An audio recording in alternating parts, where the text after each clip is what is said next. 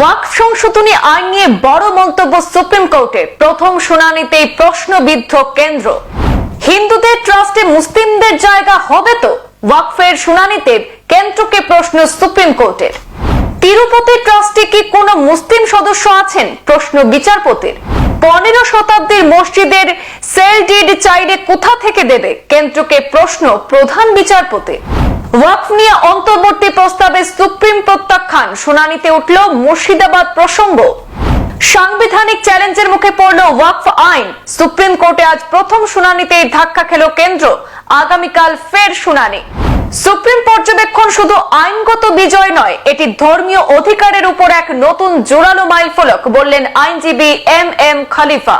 ওয়াকফ সংশোধনী আইন নিয়ে প্রধান বিচারপতি সঞ্জীব খান্নার নেতৃত্বাধীন বেঞ্চে চলে আজকের শুনানি। বিচারপতি সঞ্জয় কুমার এবং বিচারপতি কে.বি. বিশ্বনাথনও আছেন সেই বেঞ্চে। ওয়াকফ সংশোধনী আইন 2025 নিয়ে সুপ্রিম কোর্টের অন্তর্বর্তী আদেশের আবেদন মেনে নেয়নি সুপ্রিম কোর্ট। তবে সংবিধান, ধর্মীয় স্বাধীনতা এবং সম্পত্তির অধিকার নিয়ে নতুন দিক নির্দেশনা করেছে। আদালতের এই আদেশ শুধু মুসলিম সম্প্রদায়ের ধর্মীয় ওয়াকফ সম্পত্তির নিরাপত্তার ক্ষেত্রে নয়, এবং ধর্মনিরপেক্ষতা ও আইনি প্রশাসনের অর্থাৎ শাসনের প্রশ্নেও এক নতুন বার্তা বহন করে। ওয়াকফ আইনের বিরুদ্ধে সুপ্রিম কোর্টে আবেদনকারীদের মধ্যে ছিলেন এআইএমআইএম নেতা আসাদুদ্দিন ওয়েসি, কংগ্রেস সাংসদ মোহাম্মদ জাভেদ, তৃণমূলের মহুয়া মৈত্র এবং জমিয়ত উলামায়ে হিন্দের আরশাদ মদনী ছাড়াও একাধিকরা, যারা দাবি করেছেন আইনটি সংবিধানের সমতা ও ধর্মীয় স্বাধীনতার অধিকার লঙ্ঘন করেছে। বিপরীতে রাজস্থান, হরিয়ানা, মধ্যপ্রদেশ, আসাম, উত্তরাখণ্ড, মহারাষ্ট্র এবং ছত্তিশগড় সংশোধনী আইনকে সমর্থনের বিষয়টি আদালতকে অভিহিত করেছে। সুপ্রিম কোর্ট প্রথম শুনানিতে মেনে নিয়েছে ওয়াকফ সম্পত্তির ব্যবস্থাপনা ও সংখ্যালঘু অধিকারের উপর দীর্ঘমেয়াদী প্রভাব ফেলতে পারে। এতে রাজনৈতিক মেরুকরণের আশঙ্কাও রয়েছে। বিতর্কিত ওয়াকফ সংশোধনী সাংবিধানিক চ্যালেঞ্জের মুখে পড়েছে দেশের শীর্ষ আদালতে। ওয়াকফ আইনের বিরোধিতায় দায়ের হওয়া মামলাগুলি শুনানিতে উঠে এলো পশ্চিম বাংলার মুর্শিদাবাদের আন্দোলনে হতাহতের ঘটনা।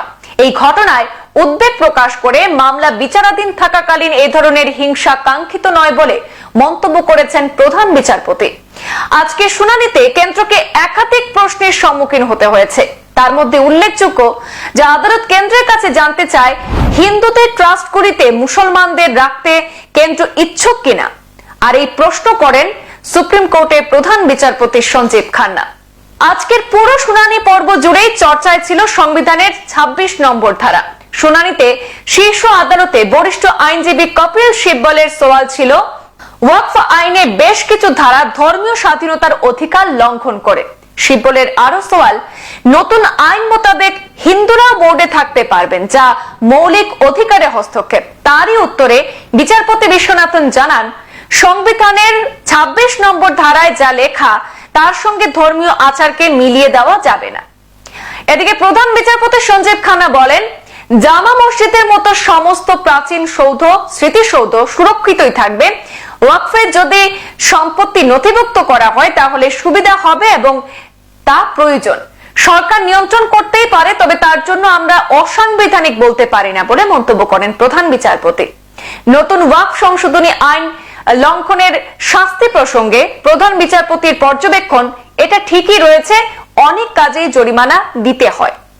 আবার আদালতের তরফে এও বলা হয়, ব্রিটিশরা আসার আগে কোনো জমি নথিভুক্তির আইন ছিল না। বহু মসজিদ 14, 15 এবং 17 শতকে নির্মিত। সেগুলির পক্ষে এখন দলিল দেখানো কার্যত অসম্ভব ব্যাপার। আবেদনকারীদের পক্ষে ওয়াকফ সংশোধনী আইনে অন্তর্বর্তী স্থগিতাদেশের দাবি থাকলেও তা মানেনি সুপ্রিম কোর্ট। আমরা এক ঝলকে এবার দেখে নেব যে আজ সুপ্রিম কোর্টের মূল পর্যবেক্ষণ এবং আদেশ সমূহ কি ছিল। আদালত ঘোষিত ওয়াকফ সম্পত্তি ডিনোটিফাইড বা বাতিল করা যাবে না।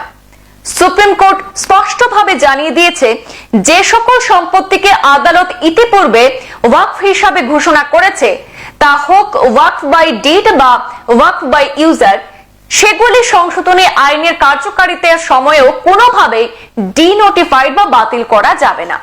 এই পর্যবেক্ষণ অত্যন্ত তাৎপর্যপূর্ণ, কারণ এটি একদিকে ধর্মীয় সংখ্যালঘুদের সম্পত্তির উপর আদালতের রায়কে অগ্রাধিকার দেয়, অন্যদিকে প্রশাসনিক ক্ষমতার সীমারেখা টেনে দেয়।